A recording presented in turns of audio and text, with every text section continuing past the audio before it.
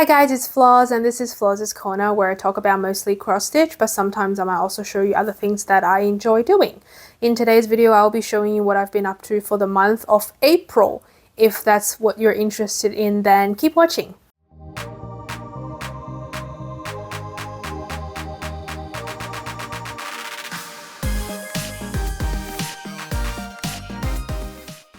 So this month I haven't stitched as much as I'd love to, mostly because JP and I went on our little road trip that I mentioned in my previous cross stitch update video. We went to the Great Ocean Road. It's like the place to go to if you visit you wouldn't say visit Melbourne, but visit Victoria. And I guess it's my very first road trip, so I thought I would stitch a lot around it, but nah, I only stitched one day. But yeah, I will tell you in details a bit later. I don't know, have you stitched a lot? Hopefully you have, just to make up for me lacking in stitching. And also I have, I guess, taken part in this All the Kids April challenge by Blushing Pink Stitches.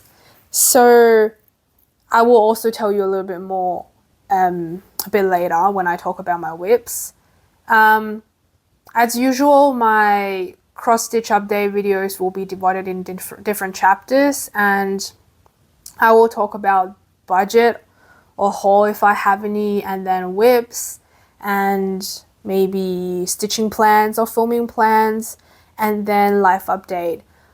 I don't think the stitching part will take too much time, but because at the end of this video I want to talk about this whole trip and maybe give you some tips and suggestions if you're thinking about visiting Melbourne or going on that Great Ocean Road trip too. Cause like sometimes with a road trip, you never know how long is like an ideal time to fully visit a place. And we have been, I guess, discussing like the ideal sort of how many nights would be enough and stuff. So I will let you know at the end of the video. And then I also put like all the links and details in the description. So if you're interested in, oh, where did she get this? Most likely the information will be down in the description box. And I guess let's just get into it, unless randomly I remember something I forgot to say. So in terms of budget, I am on a hobby budget of $50 a month, and I have been on this budget thing for maybe 3.5 years, I think 3.5 years. I think end of 2020, something like that. 6 months into me spending too much money on cross stitch as a hobby. So I gave myself $50 a month, and I'll use this amount to buy most of the cross stitch related things. So charts, like accessories, kits, stuff like that. Sometimes I'll cut myself some slack and buy a big thing as a present for myself, but that doesn't happen too often. So most of the time I do stick to my budget. And from my last update, I was on $22.55 in debt. So that was end of March. And then April, I get another $50. So now I'm $27.45. And this month I did not buy anything.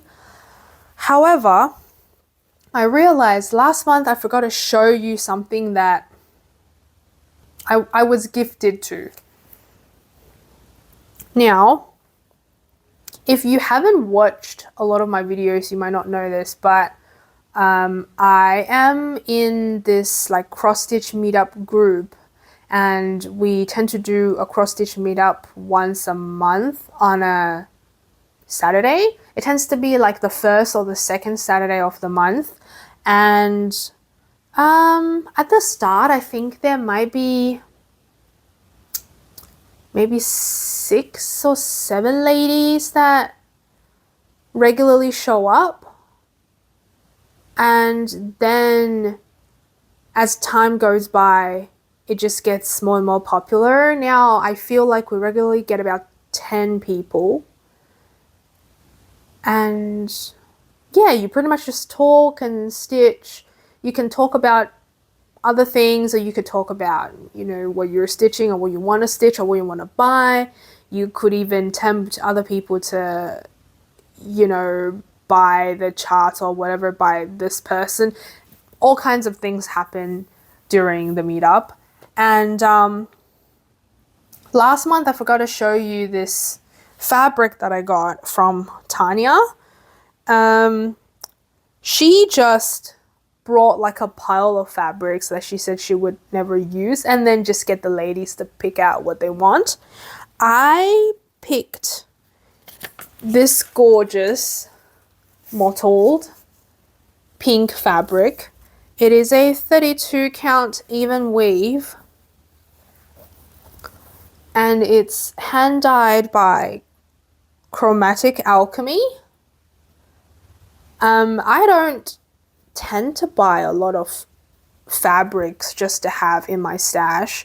Most of the time, if I buy fabrics, unless they are really discounted, I think they're good price, so I just buy them in advance, or I already have a project that I want to kit up, then I buy a fabric just specifically for that project. And yeah, the size of it is 18 by 26 inches. I've never had fabric dyed by Chromatic Alchemy. I don't know anything about this fabric dyer. I think it's British, but I'm not sure. But yeah, it's really, really nice. I don't have an idea what I would use it for yet, but I'm sure it will come up. So yeah, that's what I forgot to show you last time. And all the ladies who got a fabric was like, we were all kind of feeling guilty because we wanted to pay for it, but Tanya just said, nah, don't worry about it. Either way, she was not going to use them. And she also didn't want to go through like the hassle of putting them on Aussie Cross Stitch Stash and Load, or like one of those like Facebook groups where you could offload your stash, but then you have to like post them, contact people, blah blah. So she didn't want to go through that. Then she decided to just, you know, get the ladies to pick out and do like a Stitchy kindness thing. So thank you, Tanya. And that's pretty much the end of the haul. There's no haul. I have mentioned in my previous video that I do want to save up my hobby budget for a new floor stand, because my current Lowry stand setup is hurting my shoulder and neck. So yeah, let's hope I don't buy anything in the next few months. And then also I have mentioned that I am in that stitching meetup, and there's also a little group that some of the ladies are in, and Laura from 𝐼𝐸𝐴𝐸𝐴𝐸𝐴𝐸𝐴 tend to kind of send us the free PDF charts from some Russian designers that I think she gets from this Russian Facebook group or whatever. I don't know. She has her ways of getting charts. So she sent a whole heap, I think maybe a couple weeks ago, and I kind of sieved through some that I might be interested in, but I feel like I need to go through them even more carefully just to really keep what I might stitch and then keep them somewhere. So then, well, most of those charts are kind of on the smaller side, but when I say small, it'll probably still take me a little while since I'm so slow. So I guess those ones can be used to break up the big ones. So if I do stitch the small ones, at least I get a finish. So that's just to keep my stitching bug going. If you see me looking like I have difficulty swallowing, I have realized that every time when I'm filming, I get really burpy. I think it must be just the nerves, the anxiety associated with being in front of a camera talking, and I do feel uncomfortable. You can't see this in the video, obviously, because it's all cut and edited, but it generally takes me quite a while to get going. I have been doing this for 3 years now, not on this channel. This channel started the start of last year, but before that I had another channel that's now my husband's. So at the start, it would take me half an hour to get going. Now maybe a couple minutes to about 10 minutes, depending on how I feel. If I feel really motivated to get this done, then it will just be a couple minutes. But if I don't feel inspired, like today, I'm not super in a good mood to film, but also I feel obliged to get this out. So today it took about 10 minutes to get going. But anyway, so if I look like I'm in pain or I'm trying to hold off something, that's why. And hopefully I will not be too tense in this video, kind of sit more relaxed, and that wouldn't happen as often. But if that's annoying you, just know that annoys me too, because I literally have to stare at my face editing every single word and trying to edit the different things out. And okay, now I think I can talk about whips. So last time when I filmed, it was a Good Friday. So it's like a public holiday in Australia for Easter. And till now, it's about 30 days in between. And I have stitched 20 days. And I went on to this Great Ocean Road trip for 5 days and only stitched 1 day during the trip. And it's not as productive as I'd like, but that's just what I got to work with. And also, I have mentioned I am still participating in this All the Kits April challenge by Blushing Pink Stitches. But I have to be honest, I didn't really watch her video explaining this All the Kits. Well, I mean, I watched some of it, and also I heard about this challenge from Laura, and I thought this challenge meant you have to exclusively work on kits during the month of April, and that's what I've been doing. And that's why I decided to work on other things sort of in between my filming day and also just before April. But I get some like random Instagram posts that are not kits. So I don't know how exclusive this is, but pretty much like everything I worked in April was a kit. So let's just get on to it. So I think I filmed, which day did I film? It was, so I filmed on 29th of March, and that will be the first day of the stitching day included in this cross stitch update. So because I thought I couldn't touch anything that's not a kit, then I wanted to like get as much other stuff done as possible before April. So then the first thing I worked on was bunnies, because it's one of those things that I really want to get finished as soon as possible. It is a project that I want to finish for a friend who designed this like cartoon, not thumbnail, I guess cartoon character that I tend to have like on my thumbnails. So she has 2 quite old bunnies. I think they're like 11 this year. I don't know how long they can be alive for, so I really want to get this done.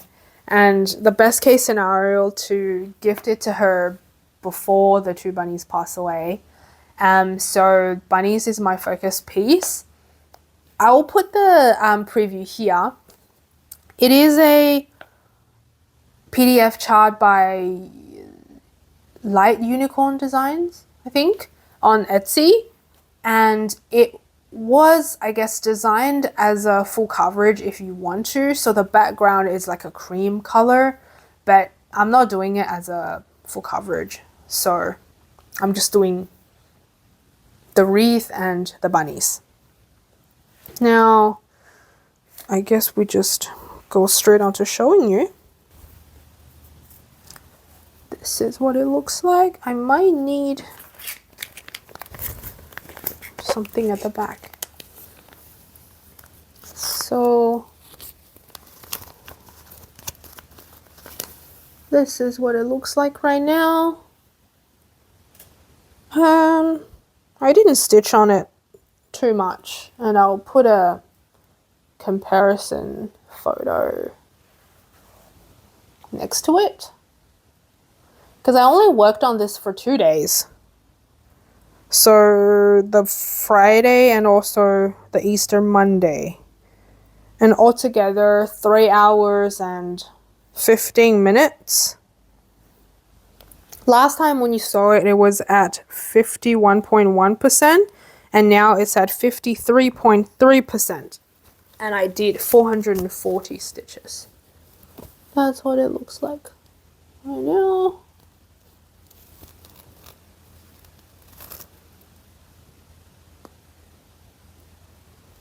So the fabric is 16 count hand dyed Aida by Paddock Lane Designs, called Blue Sky. There's not that much to say. I think, I'm not sure whether you could see, like, is that 2%? Yeah, 2% difference, but maybe I stitched this area, possibly.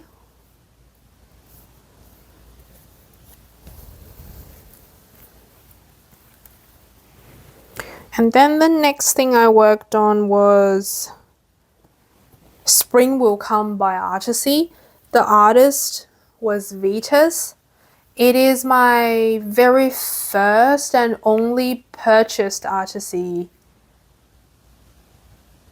chart. And what can I tell you? It's not much. I'll just put the preview here.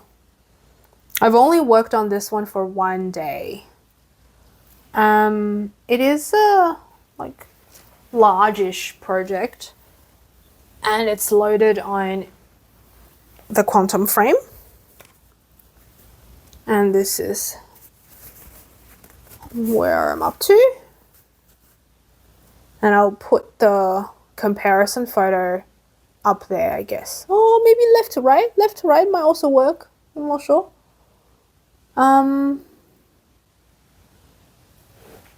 Get it closer. I can't say I remember where I worked. Maybe here or down there, but I feel like mostly blue. Maybe up here. I think I might have filled out a bit more. Last time when I was showing you this, the project pretty much just came off and I didn't know. It was hanging on by a thread, literally holding on by this dust cover or scroll bar cover type of thing. The scroll bar cover was made by 𝐸𝐻, and I've said that before. All the details will be down in the description box. And this is stitched on 16 count Ada. Pretty sure just maybe antique white Ada. Maybe antique white Ada, 2/1.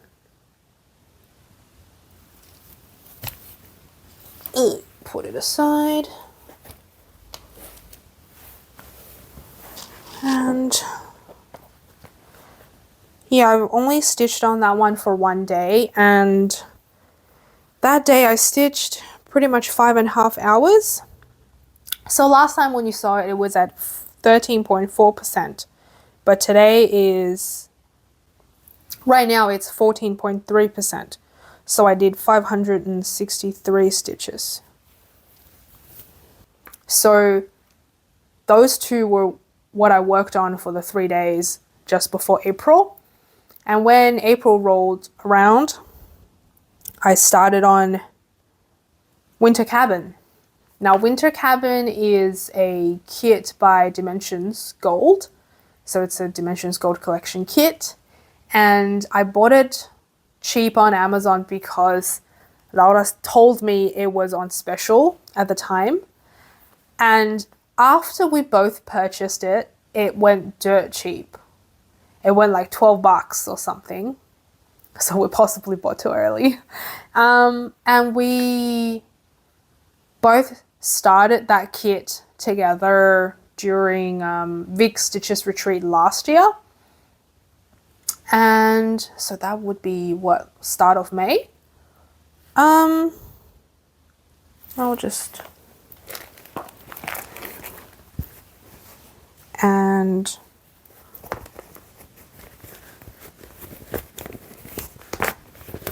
it is in this project bag that I also purchased during that retreat. It's also made by Taryn Tazia Handmade. I do like the size. It's very generously sized. So that's what it looks like. It's a very wintry, romantic, calm sort of project. Lots of half stitches in the background. And it's worked on 16 count. What color? Blue Ada. Do you call blue or grey? I don't know.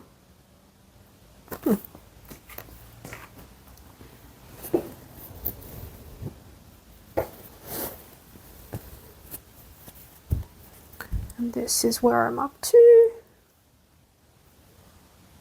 And there will be a comparison photo on my left, but maybe you're right.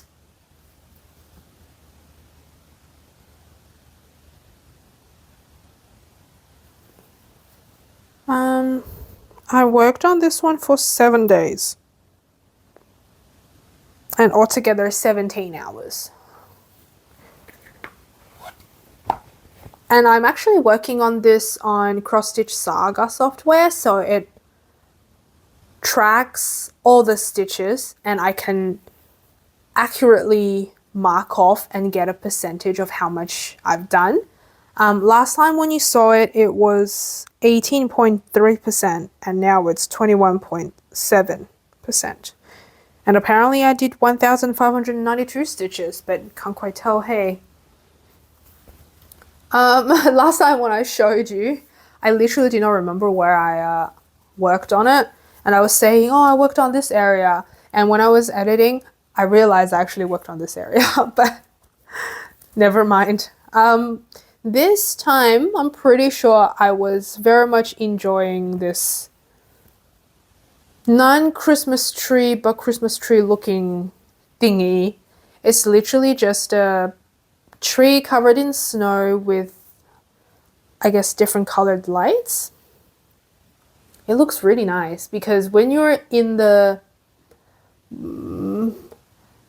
purpley brown zone, sort of here and here, and you get the random pinks and yellows, it's quite exciting.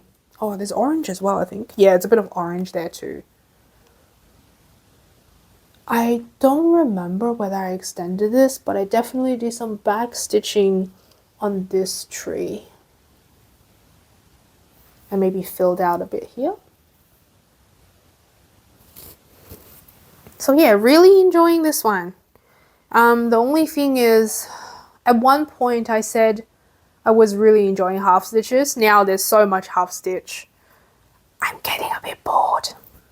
So I had to do some half stitch, do some full stitch. And then when I get bored of the color, I have to find something exciting to stitch. So yeah, there's like, so I already did a lot of half stitches here, but there's gonna be more here too. Fun. The next thing I worked on was Lantern Festival. It is, I guess, the newest start that I have. It's a Realist kit. I think it's in this one. And this is also a project bag I bought during that retreat. Also by Taryn. There's also a little bag to go with it.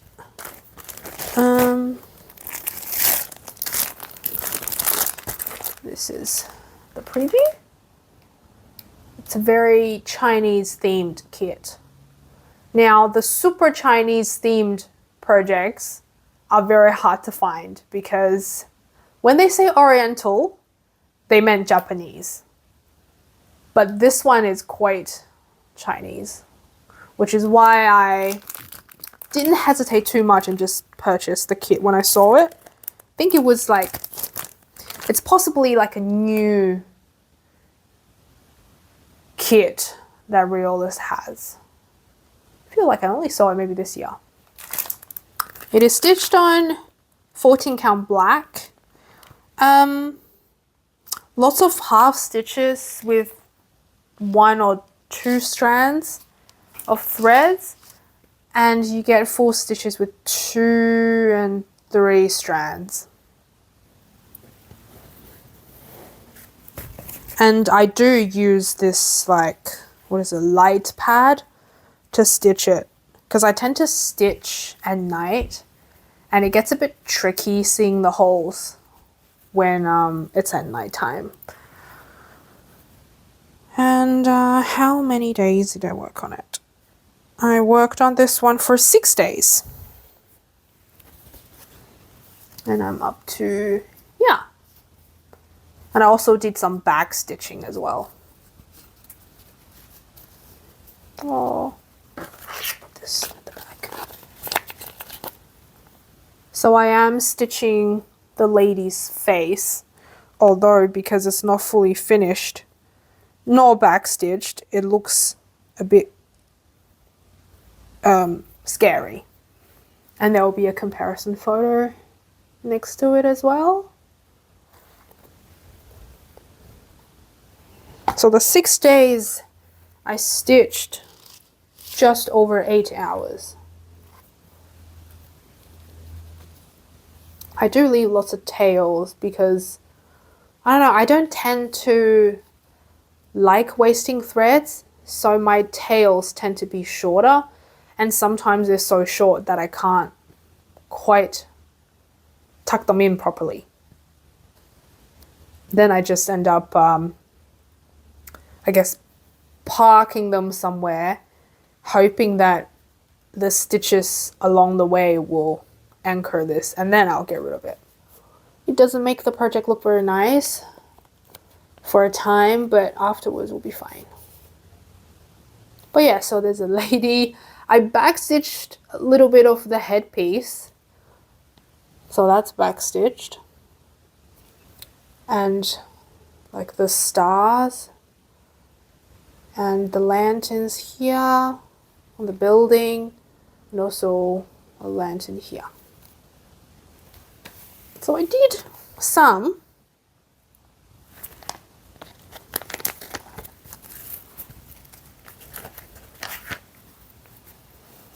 Overall, stitching on black 14 count's not too bad. It gets tricky when it's 18 count. Yeah, that's when I'm hoping the lighting pad will really come in handy.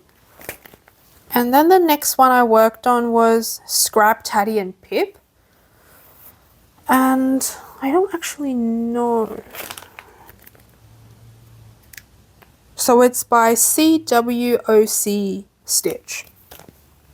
And this is a preview. I'm assuming it's Scrap, Taddy and Pip. So last time when you saw it, Taddy and Pip were done. Scrap had nothing. But it's just a very cute kit. This one was supposed to be done on 14 count ecru? Maybe it's ecru sort of color. Like that color. But the fabric itself was stained by a pink thread. So I decided not to use it and I ended up using a hand-dyed fabric instead. So it was a hand-dyed fabric cut in half. One half was used for one project and the other half was used for this one.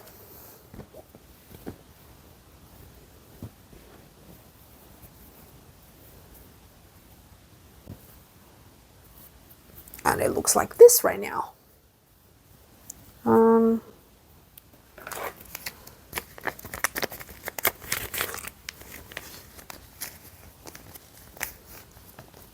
Here we go.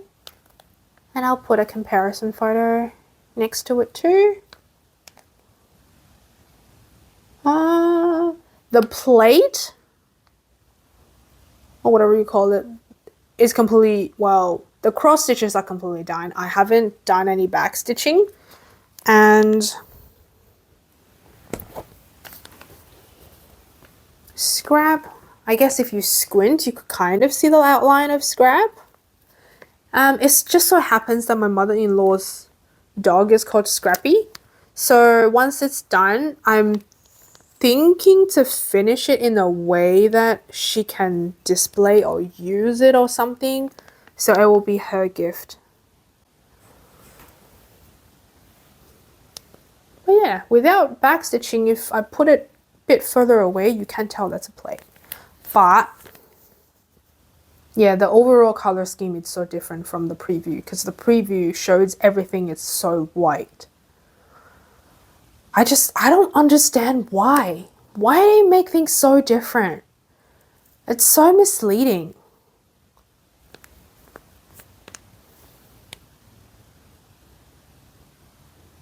But yeah, it's really cute.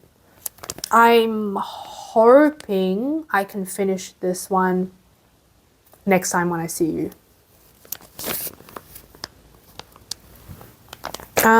The fabric is 28 count even weave by Pole Stitches called Raindrop.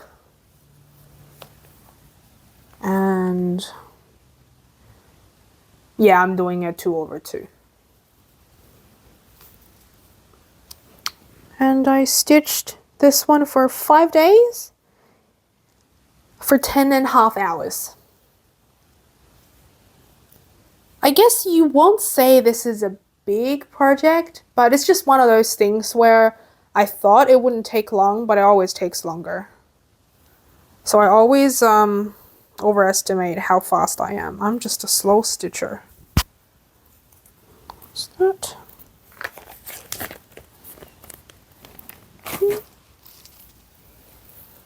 And that's all I've stitched this month.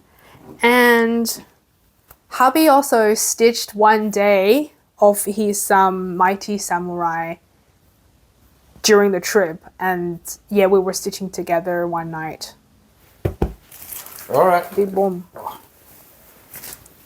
I'm gonna break the frame if I sit down. Oh my god. I told you. I thought that wasn't enough. I got a big butt. Shut up. Yeah. All right. So, this is what I've been working on. The Mighty Samurai. The handsome dude. Yes, he reckons that face is actually probably one of the most realistic faces in the cross stitch. I can't see anything. What are you doing?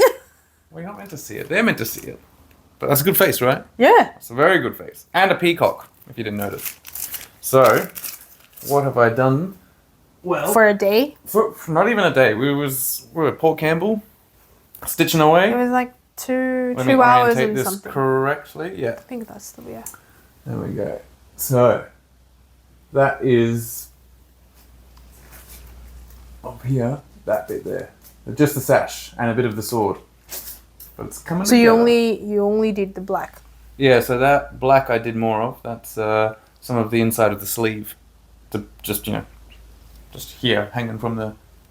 That's a bit of the inside of the sleeve. It'll look better once I put more of the red of the actual robe there. Oh, no, purple. The sleeve is purple.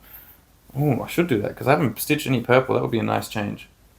Alright, well, next time you see it, there's going to be some purple here. How much, I'm not sure, but Farina has a stitching retreat, her own personal one, and I'll be joining in on the Sunday. So I will be adding at least some purple. So yeah, it's pretty fun. Spoiling alert. What? I haven't mentioned it. Oh, there you go. It's just for the people to keep them watching. You gotta give a bit of a tease. Yeah, sure. Anything else? You need me any more? No, you can get away now. Oh, jeez. All right. I guess I'll get out.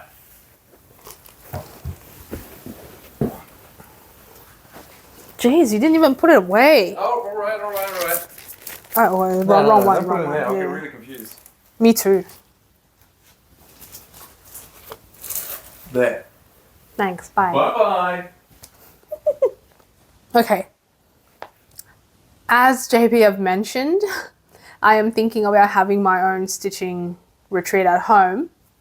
So I have talked about why I didn't attend this Vic Stitches retreat this year. And I mean, there is a little bit of FOMO, like fear of missing out.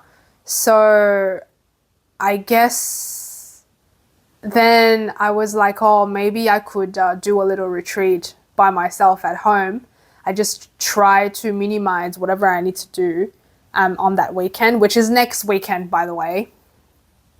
And that's also why I had to get this stitching update done this week or the next week. So I'm thinking maybe I'll do a little vlog. So whoever is missing out on that can, stitch to my little stitching retreat later in the week. And Laura was kind of encouraging me / tempting me for like a retreat new start. I am thinking about it, but if I can finish something like really soon, maybe I will, because I feel like I should be able to finish Scrap Taddy and Pip. So maybe I will. And then that means I have to decide which one to start on. I guess it'll have to be a kit, because otherwise I'll have to buy threads to start a pattern. Yeah, it'll have to be one of those kits, I think. Then the next thing I jotted down was I have quite a few video ideas, and I was hoping, or like during the Easter break, I could, at least do one of them. But don't know, this month I was feeling super unmotivated to film anything. It's like I don't know how to word this without sounding like I'm just a whiny person, or like,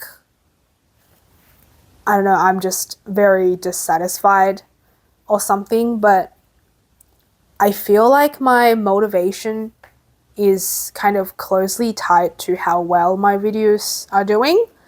If they're not doing very well, subsequently I just get quite upset, and also feel like it doesn't matter whether I film or not. people not gonna care, and it's not like they're missing out on anything that's lacking elsewhere. And with that, I just don't know, just don't feel excited to set up everything, write down all the notes, get prepared, and film.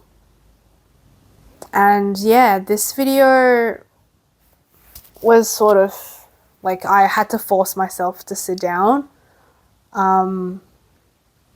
Otherwise, I think with cross-stitch update videos, if you don't film for a long time, then the next one gets really overwhelming to film as well, because you don't know how you can cram in so much info to get people so up to date.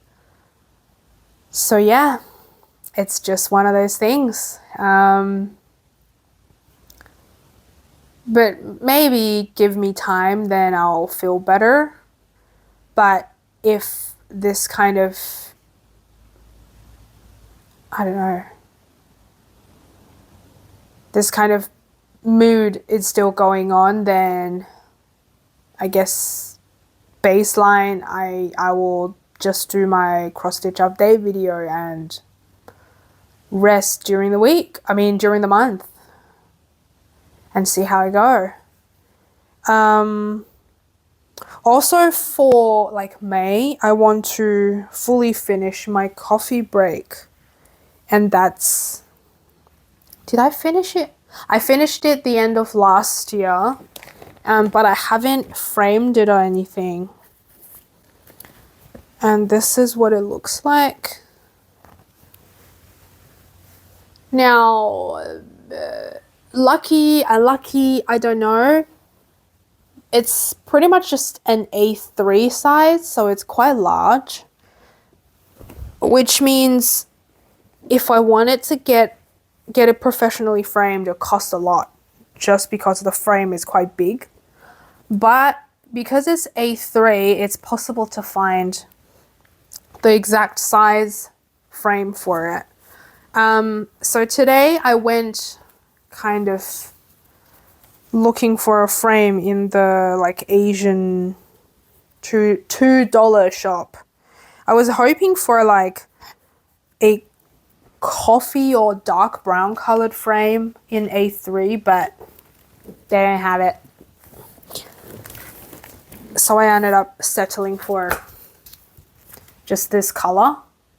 And because there's like a lot of space at the back, so I'm hoping it will be okay once I like stretch the piece on some kind of cardboard or something, and there will still be enough space at the back to like hold it.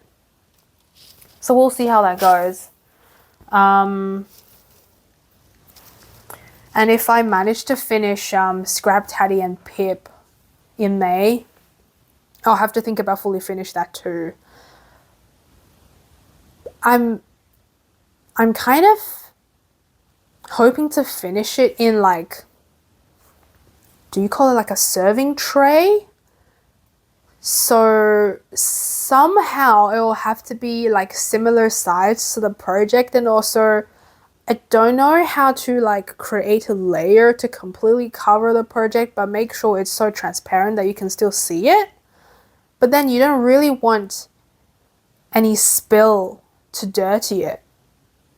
So I'm still thinking how to get that achieved. So if you have any idea, just let me know.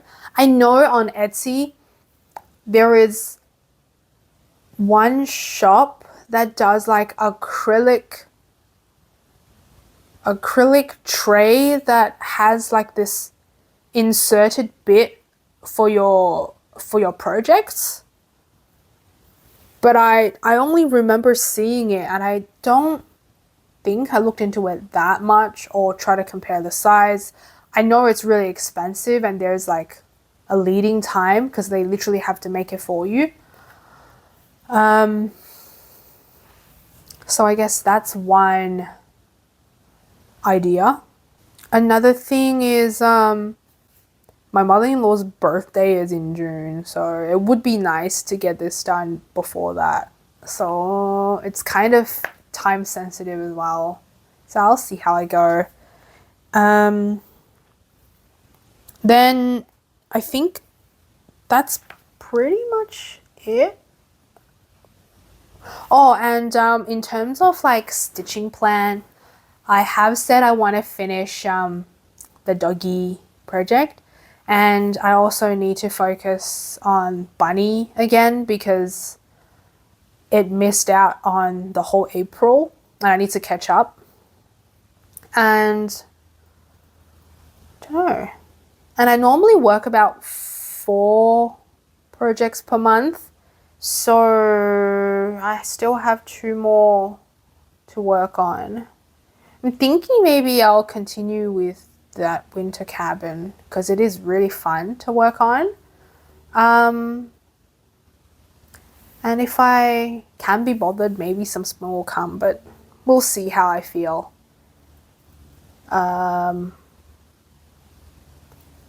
Yeah, and that's the end of any stitching related stuff. The rest will be life updates. And then towards the end, we'll talk about Great Ocean Road. So if you're interested, then just stick to the end. I think the Great Ocean Road bit, I haven't decided how I want to do it. We'll probably will just kind of talk about what we did, and during like explaining about that, we could like say, you know, we recommend you to do this instead because we missed out on something, blah blah. And if I do have any footage of something, I'll just insert it like while we're talking, maybe. But yeah, before that happens, a couple things. So you might know I have 2 greyhounds. One's a big boy called Rex, the other one's smaller called Rocket. Rex is lovely, very affectionate. Rocket is quite affectionate towards humans as well, but unfortunately we call him a racist, and it's a valid like name as well because he can only handle greyhounds. Anything that's not a greyhound, he gets really aggressive towards. So that makes walking them very tricky because every time you see a dog, you really have to get control of Rock. And we thought Whippets are so similar to greyhounds, they might be okay, but no. Rocket bit another Whippet during a greyhound and Whippet walk. And yeah, we had to pay out of pocket because there was blood and a bit of like muscle tissue that got damaged, and the dog had to be under like general anesthesia for stitching.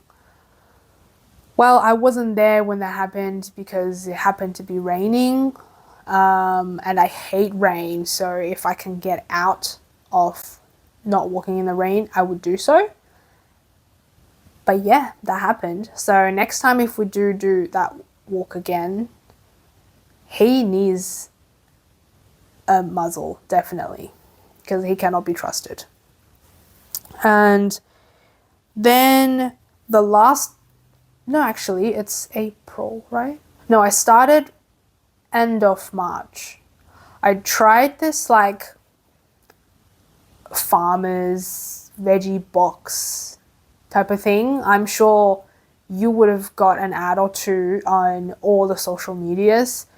Supposedly it saves you time, saves you money, and you get fresh stuff. They might look a bit funky. And what I got was Farmer's Pick AU. So I got the box for like 2 people for a week, and I only got the veggie box because I feel like with fruits it can be so hit and miss. And so it was $46 a box. You get 12 to 14 different varieties, and you should get 9 kilos of produce. Well, it's been cancelled now, so that should tell you how I feel about it. Like, I think it's a good concept, because supposedly that ensures farmers get paid properly by these smaller companies, and also it reduces food wastage, because supposedly the bigger supermarkets don't accept weird looking products. But like, my 2 boxes were, I don't know, like they put in, well, first of all, not everything was fresh, because the first box was like not as bad, although I did get a lot of potatoes and like really heavy stuff, but you don't, like there was a cauliflower that had heaps of leaf and it was very heavy, but the actual usable bit was quite small. And the first box was very fresh, I have to admit. And then the second box, I got some funky looking zucchinis that had like holes in the middle. And there was also like an eggplant that I had to cut away some because, you know, it was like black inside. So I wasn't super happy about that. Plus, I guess if you only do your grocery shopping in like Woolies or Coles, maybe you're saving money, but we don't. Like, we tend to do shopping in Aldi and this marketplace as well for veggies. So like, it doesn't really save us money, because I don't think we spent like $46 on veggies a week. And although I have to say, like, not needing to shop for veggies was quite convenient, because we literally just skip like a whole thinking of, oh, what veggies to get, blah blah blah, and you just work with what you have. That like being creative sort of aspect of it was quite fun. But yeah, I don't think the veggie box or whatever is for us. What else have I? And you may or you may not know, I play games. I can't say I'm a gamer girl, but like I do like playing games. And JP and I have been like on this Diablo 4 game for like 6 months. And yesterday we finally finished it. Well, the story of it anyway. You can keep going, doing different challenges, but I think that's the end, because we want to move on to another huge game called Baldur's Gate 3. Baldur's Gate 3? And also, like, another reason why I didn't stitch as much as I could have was I purchased another game called Hotel Renovator. It was like literally discovered by accident, and like you and your sister or partner or something, I think it's your sister, took over this dilapidated hotel from your grandpa, and you have to like get rid of all the rubbish, all the like wall, floor, whatever, and make each room nice, make the hall nice, make the foyer nice, and fulfill the weird requirements of like different guests. And eventually you completely finish renovating the whole hotel, and that's the end. I kind of finished that too, although there's like other challenges I could do as well, which I probably will. But when I first got that game, I was so addicted. All I could think about was renovating, getting onto the computer and play. And because of that, like, I missed out on quite a few days of stitching. So yeah, I think we will buy Baldur's Gate 3. And because that game's so big, we'll probably have to pour in a lot of time getting it going. And that could eat into my stitching time too. So we'll see how that goes. And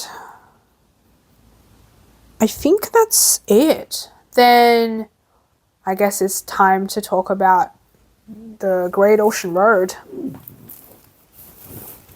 Where have we left off? Have you mentioned anything about the Great Ocean Road? Not really. But I'm just thinking how we would talk about Great Ocean Road. So Great Ocean Road is one of those places where if you were to visit Victoria in Australia, you would definitely go. Even like the tourist group will take you there. But I don't know how many days they tend to do it. Maybe max 2 days? Well, you did one that did it in a day, which you said was not enjoyable. No. It's a lot of driving. It's quite long. And all along the way there's things to see. So that's what makes it need to be a big long drive. So I think I will probably put a whole map. It's just like a really long road, like hundreds of kilometers, kind of mostly like around the coast. Yeah, it follows the exact coastline, so it's quite windy as well. You can't just zip through it. And like you can stop along the way. There are a lot of really quirky towns you can stop by, and there are also like some puny little... Just collections of houses. That No. I was talking about like... What's the word? Can't think of... Not fountains. Oh, waterfalls. Waterfalls. Yes. They were like, really small. But if you're into those things... It's got waterfalls, but probably the most interesting parts are after Apollo Bay. You've got Otway National Park with the Otway Lighthouse. And then you've also got all the different rock formations that happen after Apollo Bay and between there and Port Campbell. So where would you say is the start of Great Ocean Road? Lawn? Oh, no. The Great Ocean Road officially starts at like Torquay or Anglesey. So that's the official start. Right after Geelong, there's 2 towns, and then it starts there. And that's probably the start of the nice drive, where you see lots of nice beaches. It's not so much cliff-like. It's a bit more just beaches with some very tiny towns dotted along the way until there's Lorne, which is a pretty big town, which, you can stay in. It's nice, but there's not really anything to look at there. It's got a nice beach. So Lorne is famous for its beach and it has a conference venue that I know of. Yeah, I don't get to go to it. None of my conferences are there. They're always in... And then Apollo Bay is a big one. Yeah, Apollo Bay is the next big town. And it's quite a distance. Very good fish and chips. Yeah. Fisherman's Co-op. Yes. It's got very good fish and chips. Actually, really good cafes as well. We found a good cafe. There are quite a few. If you search on Google, you can check the rating and stuff. So what we did was we stayed 4 nights altogether. 1 night in Apollo Bay, 1 night in Port Campbell, and 2 nights in Warrnambool. And we went as far as Port Fairy, and then from there came back to Warrnambool, and then just Warrnambool back to our house like in 1 day. So that's a pretty massive drive. 4 hours-ish. 4.5. If you want to fully explore the Great Ocean Road but don't want to stay like too long, we think 3 nights minimum. Every time we've tried 2 nights, and it's never enough, because that means 2 nights. Usually we would always do 2 nights in Apollo Bay. Yeah. And so that first day you're rushing to get to Apollo Bay because it's quite far. And then you've got really 1 day to actually go up, explore all those things we talked about on the road, and then come back to Apollo Bay to stay again, and then you leave that day. So really you only have 1 day truly relaxing on the Great Ocean Road. So what we did was we got to Apollo Bay on Monday and then came back on a Friday.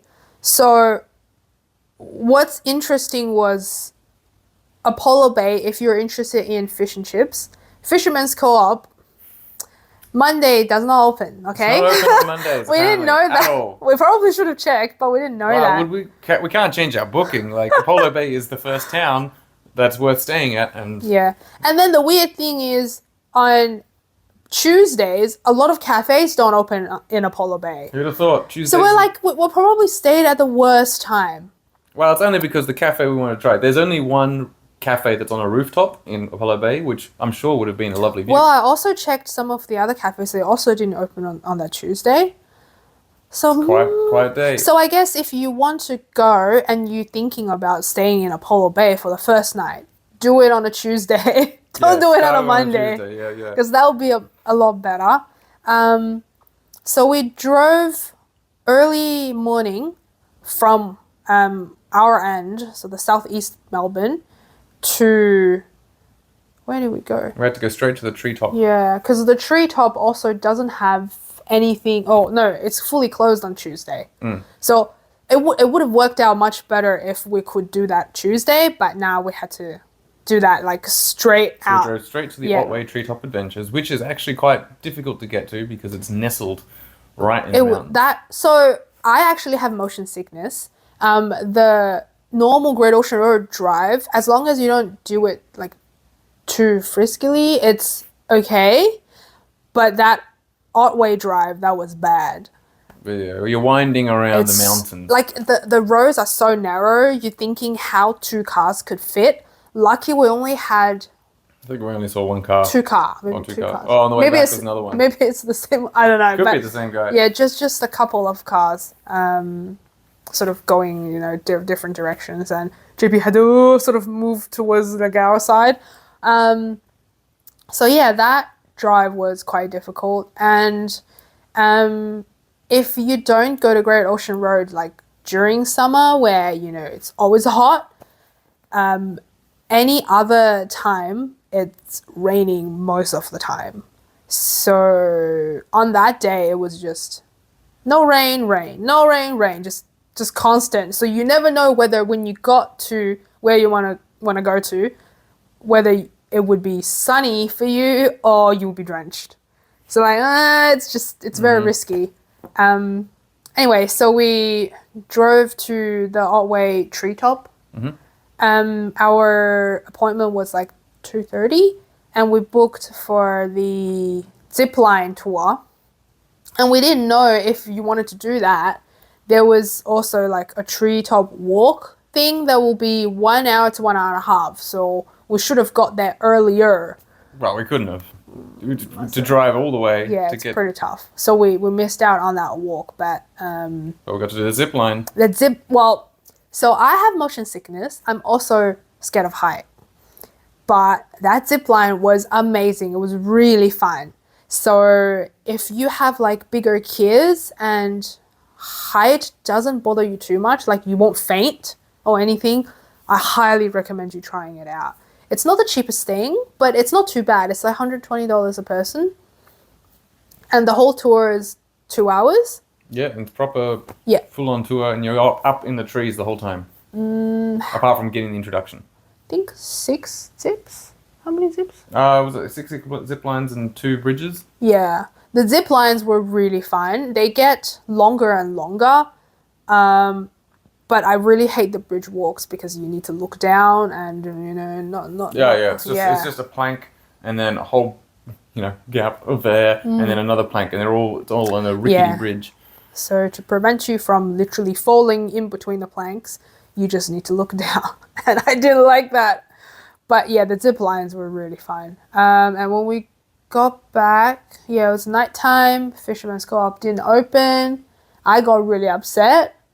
But we got fish and chips anyway somewhere else. It was okay. Like, the fish was good. The fish was great. It was really good fish. The chips was, I don't know, it wasn't soggy at least, but they weren't the typical fish and chips. I like my chips crispy. That one was kind of moist. I mean, to be fair, fish and chips can be anything, really. Yeah. That's the most variable. But I guess the only thing is the amount they give you is quite generous. Exactly. That's how it works. Generous. Fish and chips, generous, but it can be variable quality. It's not like schnitz chips, which are always like, wow. Yeah. And then the next morning, like what I said, most of the cafes were closed on a Tuesday. And then I ended up searching on Google and found this Moore cafe, Moore. And they do like... burek? No, was it? No, it wasn't burek.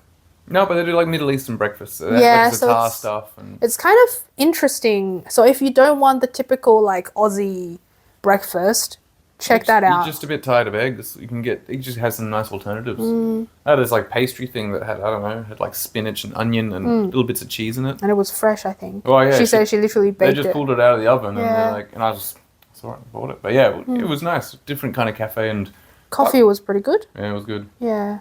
I drank so much coffee this trip. Well, when I came back, I just went off cold turkey. I had the worst headache and I just felt like vomiting. But yeah, the cafes we tried, they tend to be pretty good. Well, I mean, when you're stopping somewhere and they've got on offer, do you want a coffee, like a nice latte with a good froth milk, or do you want just a, boring old cup of tea? And, with decaf, you could get decaf, but when it comes to Australian coffee, the difference in taste can be really big because, I guess because we're putting so much effort into brewing standard coffee, when the decaf coffee is maybe a bit stale because it's been sitting in the bag or it hasn't been used for a while, you can suddenly tell. So yeah, you can't reliably get decaf. So, and then what did we do after that? After that, you don't remember? Then we went that's when we went that morning to the lighthouse. Oh, and then we went to the lighthouse and it was raining so bad. Yeah, well. It was horrible. Literally pouring down, and I think there was a group of people literally just trying to wait it out in that gift shop, like at the start. Just lingering. I think once upon a time you could actually go onto or inside the lighthouse, and then they had like mercury spill or something. Yeah, something. Yeah, well, it's an old-fashioned lighthouse, so it's gonna have old-fashioned chemicals. And apparently they discovered some mercury. Anyway, it was closed, but it was still... Once it stopped raining, it was fantastic. Yeah, it did stop raining, and then it was sunny at times. It was nice. Just looking out over the stormy ocean. And then we saw you could stay there like as bed and breakfast. There are like little cottages for guests. Mm-hmm. They were quite expensive. They were like, $400. Pretty fancy place. Yeah. You're literally staying at the location. So it is an option if you're interested. And they also have this cafe, and we were just waiting out because everybody was cold, and we're just waiting out till like 10:30 for the cafe to open. So then a bunch of us just rushed into the cafe. Everyone was in for the scones. It had famous scones, and they were fresh out of the oven as well. Yeah, brand with cream and jam. Oh, that jam was good. I prefer a bit of a like denser, chewy scones. Yeah, this one is like very fluffy and soft. So when you press, it goes down. They're pretty big as well. Yeah, they were quite sizable. Big square kind of ones, and you cut them in half. Didn't you want to share one? And you were like, nah, I'll just get two. Yeah, I thought so. And they had a deal for two. It was like 2 for, I don't know, 15 or something. I think it's 6 for 1, 2 for 11. Something like that. Wow, good memory. Yeah, but yeah, so I just thought, why not? It's special scones in a special location. Or maybe 1 for 7, 2 for 12. Coffee or something like bad. That. Yeah, coffee was okay. I find it interesting, like, they really control littering. So, like, you really need to be careful where you, like, put your rubbish. So, like, everything was, disposable, sort of. And then you need to, like, really put your stuff in the right place. Right? Yeah. I find that quite interesting. Well, I guess the problem is it's quite far away from any other sorts of waste disposal, so I guess they have to really make sure it's easy to do. And there's probably not many staff there. So there were only 2 ladies like running around doing stuff. So one would be making the coffees, and the other one would serve you the scones. Yeah, but it was good. It was good, and lots of people started turning up after the rain stopped and the sun was coming out. Yeah. Suddenly, all kinds of people were coming in. The car park was full when we left, whereas it was pretty empty when we turned up. So it was nice. I definitely recommend the lighthouse, and there's some cool history to learn there too. And then we went to 12 Apostles. Is that when we went there? No, yeah, that's up. And then where did we go? Well, we drove along. Oh no, maybe we did go to 12 Apostles. But it's quite a while. No, we went to the wildlife sanctuary. It's in between. Oh yeah. So last time when we got married, that's when we went to the wildlife sanctuary with my parents and my cousin and the cousin's wife. And yeah, so it's been 6 years, 6.5 years since we visited. It got bigger. Yeah, they expanded out, especially where the deer are. There was a cool stag we got to see that was kind of like, I don't know, bellowing. That's bellowing, isn't it? Yeah, I think so, yeah. And we got to feed a deer. Yeah, we've got to feed a deer and obviously feed lots of emus. You've got to be careful with them. So there's this like free feeding place. They've got the peacocks running around, a lot of kangaroos, wallabies. The kangaroos and wallabies get fed a lot, so they tend to be very chill and don't care about, you got food out, Yeah, we're exactly. full. They're not really But the that fussed. emus, because I think they're so big, so people tend to be scared of them and they don't get fed as much, so they'll just kind of stalk you if you have food. And there was one that was stalking JP for a long time. And It was pretty good though. It never pecked me properly. It was pretty nice. But yeah, they're huge. It's about the same height as me. Very long, big legs, like dinosaur legs. I've seen some videos of like how emus can get really aggressive, but these ones are quite nice. They're very chill. Yeah, I think they get looked after. It's a nice vibe, that place. How much was the Ticket Oh, to get in? it's quite expensive. Yeah, I think it was like $26. Yeah. Tickets were pretty expensive, but yeah. And there was a dingo. Oh, and dingo pups. We got Oh, to see dingo yeah, we pups. got They to were see. very cute. They were digging, sleeping. And looking at the goat. Yeah, there was a goat next door, and they were all just crowded there, looking at her, trying to get to her, but couldn't. Yeah, but they don't bark. Dingoes are a wild Australian dog, and they absolutely do not bark. More like wolves. So they just kind of looked at it. What? And then we saw maybe the parent. I don't know. Was it a mum? I assume so. Yeah. It was just kind of pacing along the fence. Yeah. Yeah. So then after that, we went to 12 Apostles. Yeah. And then we got ice cream. I don't know. I personally sorbet. feel like 12 Apostles was a bit overrated. It's so crowded though. Yeah, it was very crowded. Lots of Everyone photo taking photos. You're like, oh, sorry, I'll let you take your photo. Oh, sorry, I'll let you take your photo. I mean, if you Yeah. let everyone take their photo, you'll never leave. Yeah, so 12 Apostles is not 12. I think I had to check because I get really confused. It was originally 9. They named the 12 Apostles to get some connections to like the religion. Oh, it just sounds better than And also, get a name out there to attract tourism. And then with time, water and stuff, 9 became 6 now, I think. Yeah, there's one around the corner you can't see at the same time. But yeah, there's not that many apostles left, so Yep. they gradually fall over. Yep. And then after that, we went to, I think... Grotto? No, I think Grotto was the next day. It's after Port Campbell. Oh, and really? Yeah, in London Bridge. They're all after Port Campbell, which is why we never saw them with your cousin. So... Yeah. So then we just went to the hotel, Yeah, Villa. the villa. Yeah, in Villa. Port Campbell. So we stayed at Seafoam Villa. It's literally opposite the beach in Port Campbell. Port Campbell's quite nice. It's quite nice.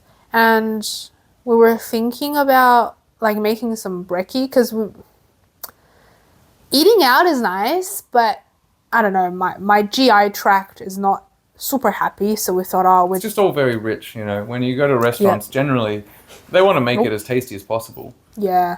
So then we decided to go shopping like a little bit to make brekkie the next day. Is that Rexy? There's the Rex right there. And I was so shocked at the veggies price. It's ridiculous. Like eggplant was $10 a kilo, and some mushroom was $30 a kilo. And I couldn't imagine how people living there could afford this thing. Just, it's insane. But yeah, Port Campbell was a very nice little town. Not a lot of accommodations, and they tend to be booked out, I It's think. pretty small, so there's not much room for anything new there. But Yeah. And we went for dinner at the pub, the Port Campbell Hotel, and It wasn't super cheap, but the amount you get was a lot. And And it was really nice. It was really a very diverse menu. So it's not just it's got your standard pub stuff, but you got the fettuccine. Yeah, I got the seafood Yeah, it pasta. was full of fit seafood. It was quite generous, yeah. and nice it and was so tomatoey full. broth, very Oh, good. very tomatoey. I think some people were complaining that it's too saucy, but I don't really mind. It's quite It's nice. still good. If it was sauce at the expense of seafood, I'd be annoyed. If it was just juice and Nah, here's there one was prawn. a lot of But, seafood. yeah, nothing to complain about. And Just eat the food. you got the Thai curry? I think I ended up being Thai. You didn't say it was just said it was just curry of the day. Well, with It was a green curry, right? yeah, it was a green lamb curry. Yeah. And it was really tasty, really good, and it came with a little bit of roti as well. So Yeah. very nice. And then afterwards, we got the sticky date pudding, and we were choking over the sides because it was $12, and I thought, oh yeah, that's pretty good. I'm assuming like it won't be bigger. She was quite full. She's like, oh, I'm full. But I said, oh look, a sticky date pudding, which in a pub, a sticky date pudding is always going to be good quality. But yeah, you were hoping with the price. Well, not hoping, but I was just rationalizing $12. It would be like maybe this big. Yeah, pretty small, very shareable. Like, if you have like 3 bites, you're all good. And then it came out with this blocky thing, like a brick. It was huge. It was really big. Tall as well. It was. And I was so shocked, and JP started laughing when it came out. Yeah, it was exactly the opposite. I said, well, what if it's bigger than there was this one pub we went to up in Dandenongs, and that was massive, and it was bigger than that. Was it massive? That one was massive. I remember we were very impressed because other stuff were expensive, but that was. I mean, sticky date turns out it's very good value if you go to a pub. But yeah, that was a good meal. And then the next day, that's it, right? Oh, so in Port Campbell, we ended up stitching because there's not much happening at night. Yeah, I mean, that's just the hotel open, and there's a brewery as well. But apart from that, and I don't know, what are you gonna do? So we might as well. And the lighting was actually decent. Yeah, the lighting was fine. We stitched in the like kitchen dining room area. There were quite a lot of downlights. I guess first night in Apollo Bay, we stayed at waterfront. Beachfront? Waterfront. Is it waterfront? Yeah, I think so. Anyway, there are heaps of like motels along the beach. Very similar names. And yeah, they're either beachfront, water something. So like one of those. It's like a small little room, quite clean. What's a motel? Yeah. It was nice. Very minimalist. Everything was like put away in the cupboards that we had to like search for them. Lighting would have been okay, but not as good as the Port Campbell place. No, Port Campbell had good lighting, so we decided to take advantage of it and actually get some stitching done. I think we stitched like more than 2 hours. The TV was still logged into someone's Netflix. So we ended up using Nigel Husband's account. Nigel Husband, if you're not sure, you're still logged in and you probably should log it out. We watched Super Mario Brothers first. Yeah. So sorry if we've changed the algorithm preferences now. So Super Mario Brothers, the new movie, very good. And then we started watching Home Alone. And yeah, that's it. Oh, and also the accommodation, because it's like a villa, but then we're like bottom level. You have like the people above, and there's like stairs to go up. So like in the middle of the night, you hear people going up and down. So it's not ideal. If you're like a light sleeper, not recommended. Yeah, I think it's just a shame that they put the bedroom at the back where those stairs are, because they could instead have it the other side where it's facing the ocean, which would be nice. Then you get to hear the waves and that, but that's just how it's designed. Yeah. And then, the next day, heading to Warrnambool, and that's when we went to the grotto. Oh, we went to the grotto, the London Bridge, they're all there. So London Bridge used to be like twin arches of rock extending out, because my mum told me that's what it used to look like, and when she was young, you could be able to walk right across it, because classic old school kind of tourism things, there was no gates or fencing. anything. Yeah, you just walk anywhere you like. But then one day one of the arches collapsed, leaving the other arch as an island with people stranded at the time. So pretty dramatic. But yeah, it still looks very impressive because it's this huge arch with water rushing through it. Like it would have been even more impressive before, but I could see why it fell apart. And I personally feel like the grotto was really pretty. Yeah. It's more worth it than the 12 Apostles. But 12 Apostles is really big and grand. It's very picturesque. And it's got a lot of like infrastructure there for you to view it. Whereas also 12 Apostles is the only one that's got like a kiosk, a gift center, like a cafe. Like it's pretty much everything's there designed, and a giant car park. Whereas the grotto, nothing there. You just got to walk a bit. But go down. There's that. Yeah, lots of. It's like almost like a viewing platform, like a little bit. It's quite a narrow thing, for you to see. You can see the different colored waters. It's like this thing. It was really nice. Well, I guess there was a photographer literally taking the prime spot he was waiting for that exact moment where like a seagull landing somewhere. Like I don't know what he's looking for, but it seemed like he was waiting there for hours for that perfect picture. But I still kind of went to the side and took a photo. That still looked pretty good. It's very picturesque and very kind of, you have the sea rushing right out there, but then you've got the very calm pools of the grotto that you get to look at. Nice. I think it helped that day it was quite nice too. It was a nice day. Yeah, that didn't rain. Apart after, no, that day, no, it rained in the morning because I did a run up the stairs, but it stopped raining and it was really nice. Yeah, and then it became a really nice day. Yep. And then we went to Peterborough. Yes. So I searched for like a little stop. Yeah, really? I went to Peterborough after that? Yeah, because after that, we were thinking Tiramisu Rock, but then the problem is Tiramisu Rock is part of the Bay of Islands, and the Bay of Islands... Didn't realise. No, we just kind of drove past it. And it's very hard to do a U-E on the Great Ocean Road. Not much room. So... U-E being a U-turn. So yeah, I was just searching for like a good cafe, and there's this new one called Ted's in Peterborough. And JP said it's the best coffee he's had during the whole trip. Yeah, it was really nice. It's really hip. It's like... It's weird because, you know, cafes, they tend to be quite busy and very packed. So they want to pack in as many tables as possible so they get maximum their profit. This one had so much like empty space.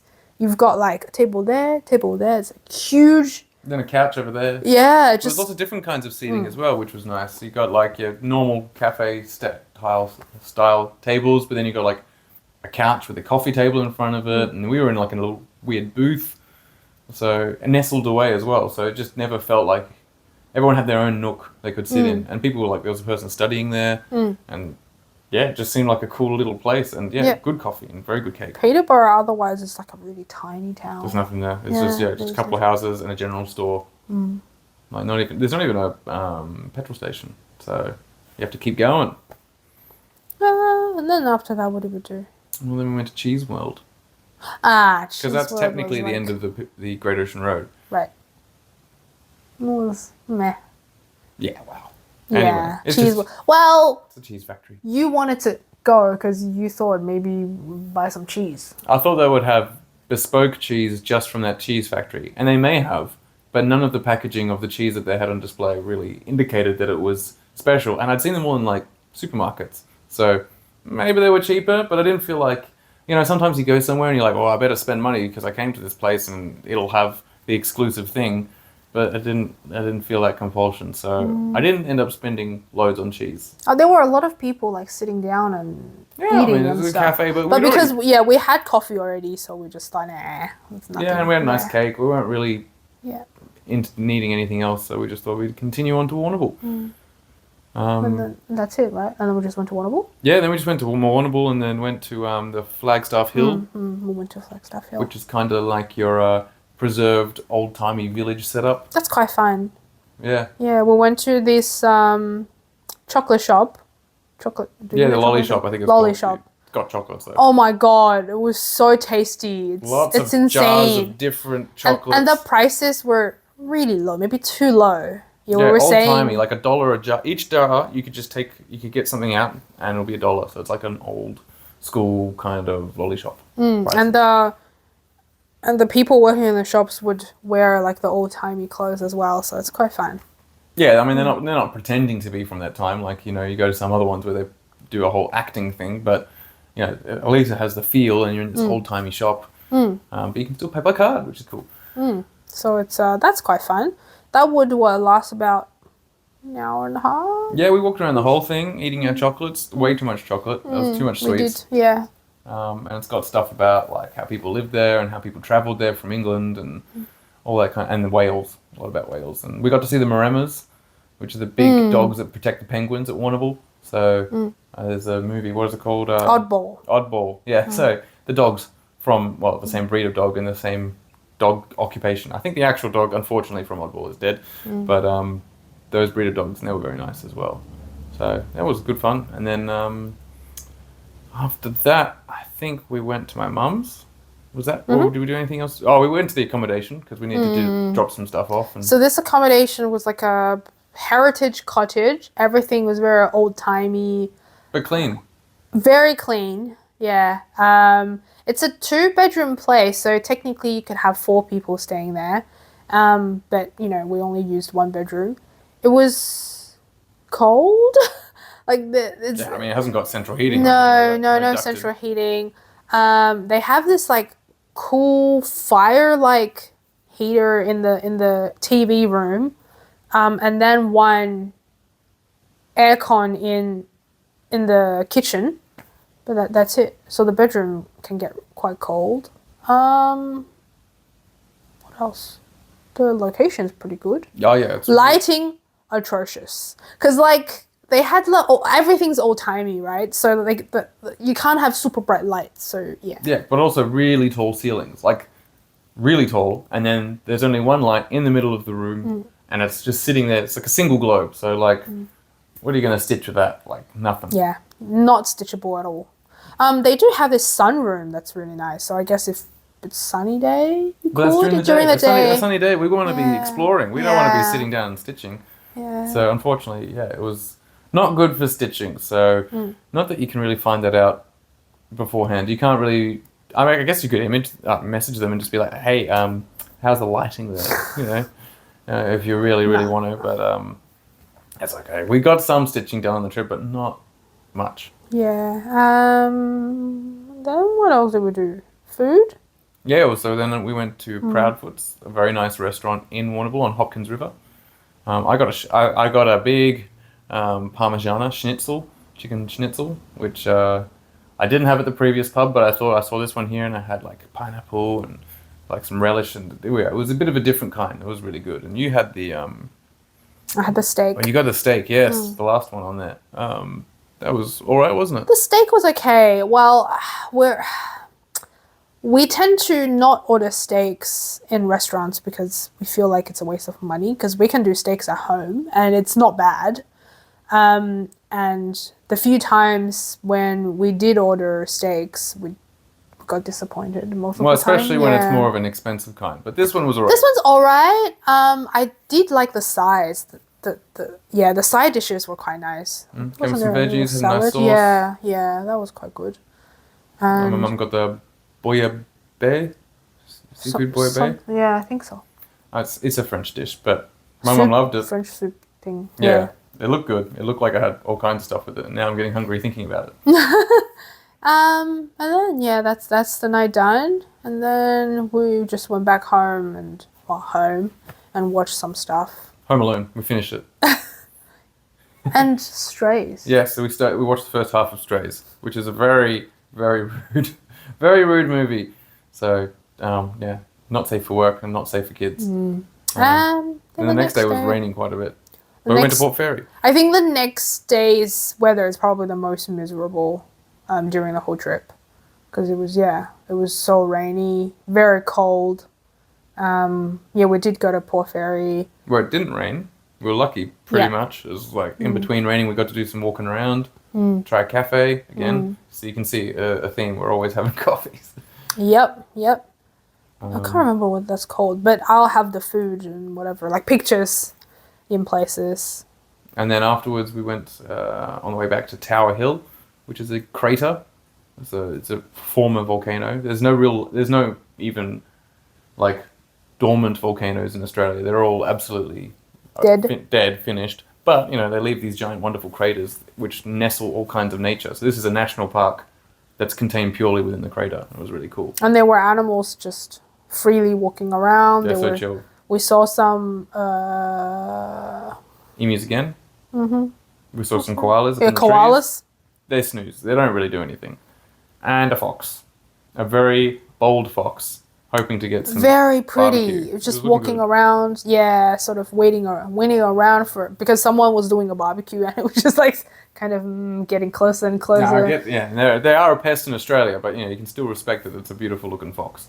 And there was an emu that was trying to steal someone's sandwich. It was really fun. It was a tradie. It eventually got some sandwiches as well. Yeah, I think the guy was just. Yeah, because they're redoing the whole place, the Tower Hill. So if you go there in the next few months, it'll probably be done. But while we were there, a lot of the tracks were closed. They were doing all kinds of, renovations and new buildings. And so there's a lot of tradies around, and I think they're pretty familiar with the emus. Yeah, he looked like, he's so sick of this. Yeah, have a bit so of pestering. have some crust. Yeah. And then after that, Well, then we went back to Warrnambool proper, and we just kind went of to another cafe. Well, I just walked around. We walked around to see the CBD a bit, see some shops, and then I remembered there was a cafe that we went to a long time ago when we went to Warrnambool originally in 2015, which is when I proposed, and we went to this cafe that day, and it was quite nice. It's just in a kind of arcade area. But anyway, we went there again. I think it's a different cafe. It's not the same one, but it was really nice because it had fancy cakes. Can't remember what it's called, but I'm sure I'll find out. Like it will be 2 pieces of cake, piece of cake. Some kind of cake. But cake to something. What did we get? We got something so chocolatey. Can't remember now. Something salted caramel. Mm-hmm. It was very decadent, so tasty. Goes so well with my mocha. I got a mocha. Right? No, I think we got lattes. Did we get latte? I don't think you could have handled a mocha with that. But it went so well with coffee. Oh my gosh. Mm-hmm. And it was a proper, like, real salted caramel, so it was a bit almost to the savoury point with that in between. Oh, it's chocolate. Wow. Yep. And it seems like they're very famous for their pies as well. They have some, like, funky pies. Yeah. Oh, I've had their pies, and they are very nice. They have, like, Peking duck pie, all kinds of different stuffings, and they've won all kinds of awards, but unfortunately it wasn't really lunchtime. So. And then we booked hot spring. Like a night kind of experience, hot spring at the Deep Blue water. Is it water? No, Deep Blue Waters, Deep Blue Springs. Deep Blue hot spring. Anyway, if you search Deep Blue Warrnambool, you'll see it. But yeah, we went to that for the nighttime experience because there were some openings, and we got in. I think it's 6 to 9. Booking the same day, which is pretty good. Yeah. So yeah, I felt like some noodle soups, so went to this Vietnamese-esque place, got some noodle soups. Yeah, and then when we were doing this hot spring, it was pouring. Yeah, pretty much the moment we walked out, it was starting to rain. Yep. So we went to the first pool, and it's warm. You are warm, but your face is still getting wet. Yep. Which for you, she's got glasses on, so it was not enjoyable. What would you do? You'd grab your glasses and just dunk them in the actual pool water because they did a better job? Yeah, because otherwise it gets really foggy and... But then we discovered, because we were trying to try like all the pools, and there were a couple of pools that were kind of in a cave. Yeah, they had some artificial cave Yeah, pools. so that was alright when it was raining, because then... You hide in there. So that was... And it's not too many people, so you never really felt like you had to share a pool with anyone. Sometimes you did have to, but it's big enough that you kind of segregated anyway. There were lots of cool pools as well, and there was ones in kind of those metal barrels, and it was really nice. And just kind of, it was cold, and when you're walking in between, there's like giant puddles of cold water. Yeah. But yeah, it doesn't matter because you're going to be wet anyway, and then once you jump into a warm, hot spring, you're just like, oh, it's okay now, I'm warm again. So yeah, 6 to 9. Not too bad, because when you get home, like, it's still not too late. Because you would finish, like, right on the 9 o'clock, right? And we finished a bit before that. You want to wash your hair? Yeah, I did want to wash my hair. And then, we got home and just... Chilled. Yeah. So because we felt really chill. We didn't really feel like doing anything. You don't after doing that? Yeah.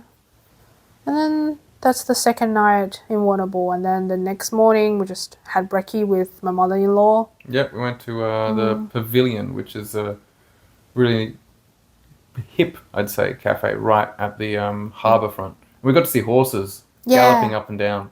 And some in the sea. Yeah. So it looks like in Warrnambool they race their horses for practice along the beachfront, and then to cool them down, they take them out into the water where they can swim a bit, and I think I assume it helps joints and stuff. And afterwards, like, all of them get a wash down. Oh, they looked so majestic. They were all pampered and stuff. They were very well looked after horses. Very awesome. Yep. And that's pretty much it. And then we just drove down. Yeah. Well, we stopped in Werribee. Yes, we went to the manor. That was nice. That was pretty cool. Just walked around a bit, had another coffee. I helped driving maybe an hour. Yeah, no, an hour and a half. I think it was a decent chunk from Colac to Werribee. It's quite far. So if you're thinking about going to Otway zipline, 𝓕𝓵𝓸𝔃𝓃𝓾, go from 𝐸𝐴𝐻, right? Yeah, that's the best way. It goes That straight road's down. not very windy. Oh, how Yeah, so the road we took was the one from the Great Ocean Road up to the 𝐸𝐻𝐲. And really long, really windy. It's actually, I think it's like 40 Ks. But yeah, when you're going 30 Ks around really hard, hook turn kind of bends, yeah, well, what are you going to do? It's going to take a long time. So yeah, but the best way to get there is drive all inland to 𝐸𝐴𝐻, then head south straight to the 𝐸𝐻𝐲, do that, and then, I don't know, find a better way to get to Apollo Bay. Don't do the way we did. Yeah. Well, I think one time is probably okay. Yeah, but you twice. go there, We went there and back again. So especially if it was like rainy. We probably won't do it again for a while. But since we didn't get to do the treetop walk, we do want to go back one day. So one day. One day. It's okay. The trees are still going to be there. They're massive. They're not going anywhere. Yeah.